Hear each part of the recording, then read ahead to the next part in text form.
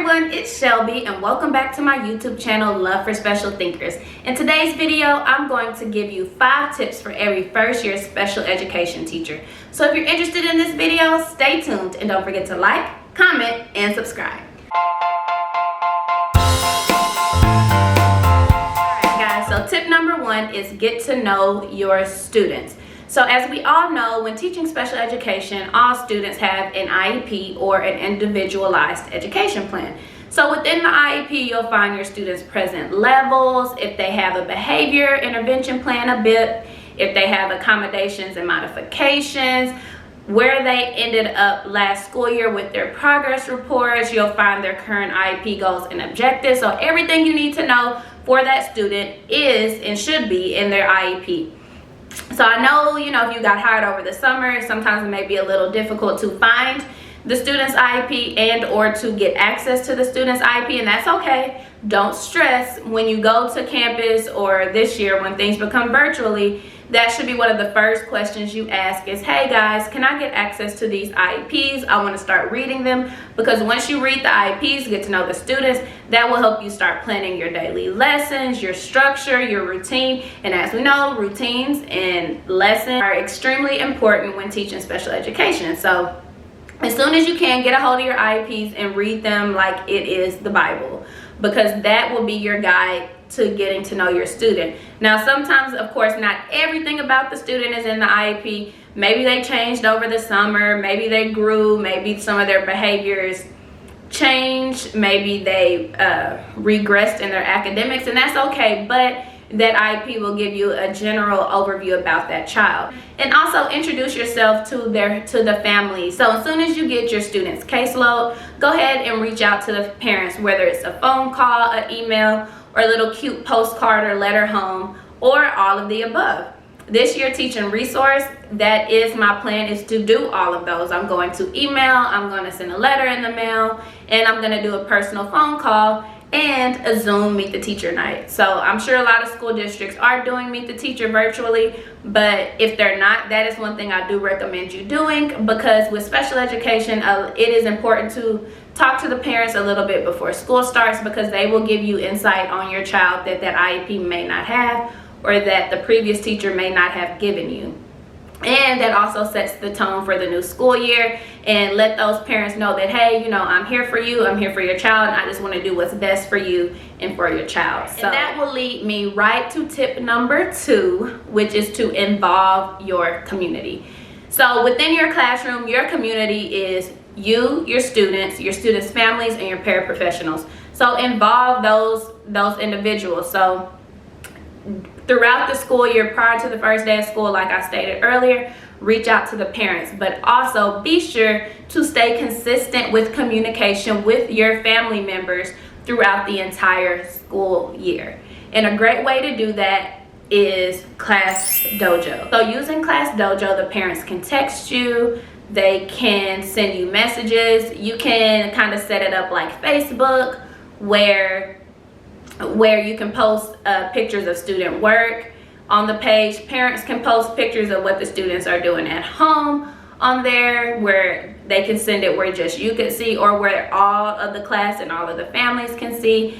And another great feature of Class Dojo is the point system. So you can give them points for doing positive things throughout the day, and those points are labeled. So you can label your points to say walking in the hallway, or completing work, or participating, or being a helper. So all of those things are points that you could give your students for throughout the day. And when you give them the point, it alerts the parents on their app that, hey, my child just got 2 points for helping others.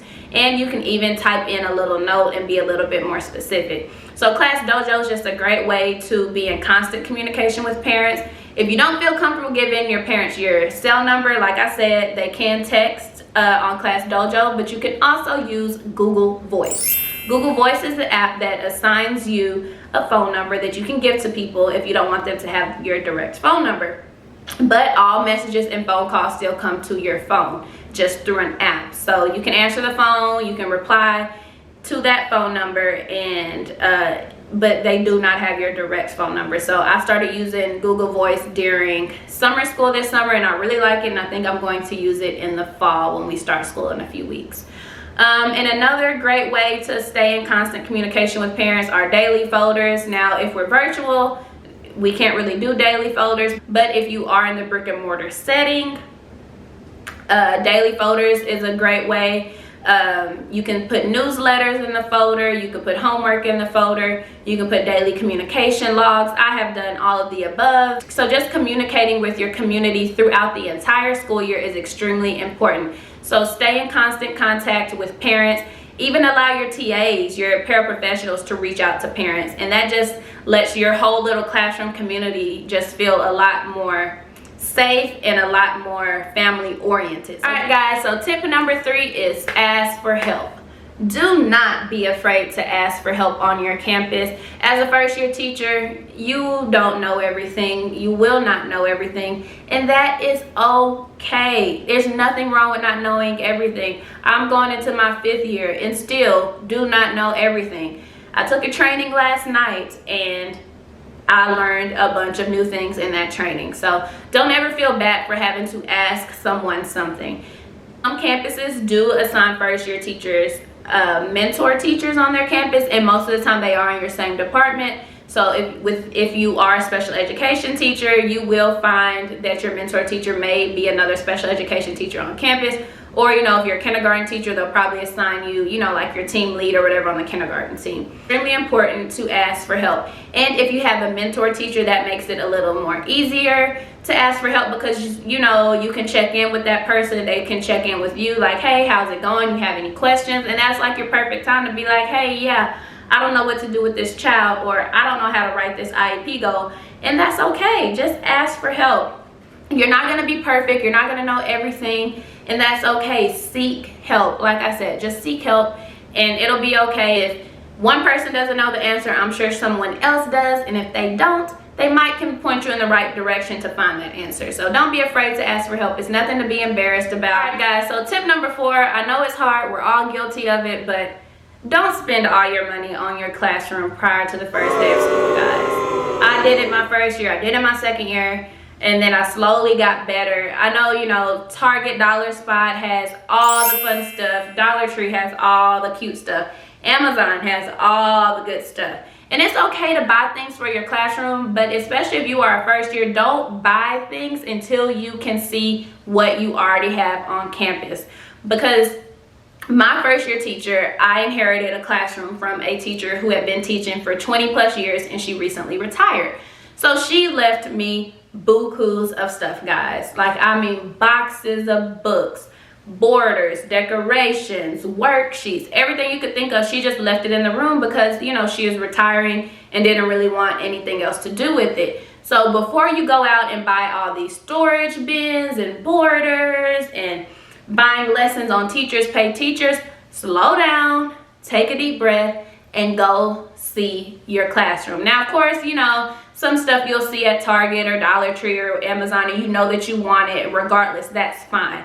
I'm just saying, be careful on overspending. Get in that classroom, see what you have, see what you need, or see how you can make it yourself, guys. But I promise, if you spend a lot of money on your classroom, it may not seem like a lot. You know, if you go to the Target and spend 20 bucks, go to Dollar Tree, spend 20 bucks. But if you keep doing it, keep doing it, keep doing it, it's going to add up, and you will see that reflect on your bank statement. Just being honest, we've all been there. No shame. It's okay. But if I can give you a tip as a first year teacher, don't spend all your money until you go in that classroom and see what you have, especially if you're inheriting a classroom. I guarantee you that teacher has left you a lot of good stuff that you can utilize. So all right, guys, so my last tip number 5, we made it to the end. Thank you if you made it to the end. But tip number 5 is to be positive. This is probably my favorite tip. Be positive, guys. With teaching special education, it can be very difficult to be positive some days. I'm not even gonna lie. You know, some days you can think back and say, oh my goodness, I couldn't get a lesson in. This student cussed me out. This student tried to spit on me. This student peed his pants. This student threw up. And all that stuff can happen in a day. But, you know, it's okay. You know, it happens in education, period, but special education, we kind of feel like a lot of things go wrong in a day. And sometimes they do, but a lot of things go right in that day as well. So one thing I would suggest in order to help your positive attitude is at the end of every day, before you disconnect work from home, it is very important to find one positive from that school day. Find one positive. And even if that positive is no one got hurt, no one got sent to the nurse, that's a positive, sis. Like, it's okay. It's okay. Just be positive. Your positive energy will impact your students. It will impact your paraprofessionals. It will impact your other coworkers, and it'll impact your whole community like I was talking about earlier. Your positive energy really sets the tone for that classroom and sets the tone for your whole community. So just try to be positive. I know some days it's hard. I know that sometimes with special education, growth can come at a slower rate, but that's okay. We're gonna keep watering that seed. We're gonna keep putting soil and water and sunlight into that seed, into that student. We're going to keep pouring into that student until they finally get it, until they have that aha moment. And then when they do have that aha moment, you celebrate it like they just won the 2020 Olympics, child. Celebrate it, celebrate it, celebrate it, because that makes them feel better and that will make you feel better. Like the days where my students got it, you know, I'd be dancing on tables like, hey, she did it, she did it. And that's good because they get that sense of positivity. They get that sense of, oh my goodness, I can do something. And then for you, you celebrated it enough where, shoot, you care. You're like, oh my goodness, I did it. I finally taught this girl how to write her name. And we did it. Like, just be positive, guys. Because that positive energy is the most important thing with teaching. And especially being your first year, you will get down on yourself as a first year teacher. I promise you will get down on yourself. But don't stay down. Please don't stay down, because it will be one more thing to bring you back up. Those kids need you and your community needs you. So just, hey guys, I hope that you enjoyed this video. 5 tips for every first year special education teacher. Comment below what is your favorite tip and what will you try to use when you start school in the fall or in a few weeks. For me, we actually go back in like 3 weeks, so summer is officially over. But anyway, comment below what tip you'll utilize, and don't forget to like, comment, and subscribe. And I'll see y'all next time. Bye.